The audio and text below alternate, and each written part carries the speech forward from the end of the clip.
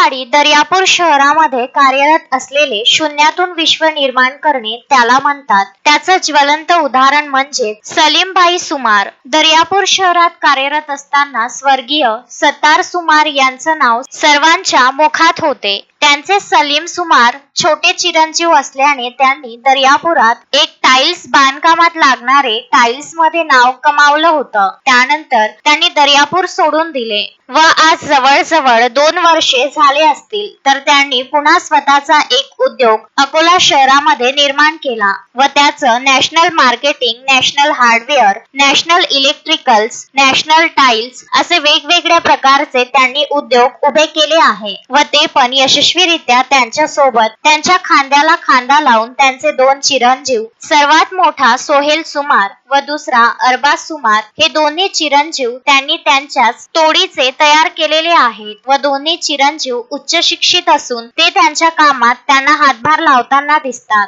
असे सलीम सुमार त्यांच्या कामकाजानिमित्त दर्यापूर येथे आले असता त्यांनी रोहिणी फाउंडेशन दर्यापूरच्या कार्यालयाला आकस्मिक भेट दिली. तेव्हा संस्थेचे अध्यक्ष किशोर ठाकूर यांनी त्यांचे बुके देऊन स्वागत केले व त्याचबरोबर शून्यातून असलेले सलीम सुमार यामध्ये त्यांच्या सेवा कार्याबद्दल संस्थेचे मार्गदर्शक गजानन देशमुख यांनी संवाद साधला व म्हणूनच शून्यातून विश्व निर्माण करणारे सलीम सुमार या शब्दाचा प्रयोग केला गेला व त्यांच्या सेवा कार्याला शुभेच्छा दिल्या. गजानन देशमुख, विदर्भ न्यूज, दर्यापूर.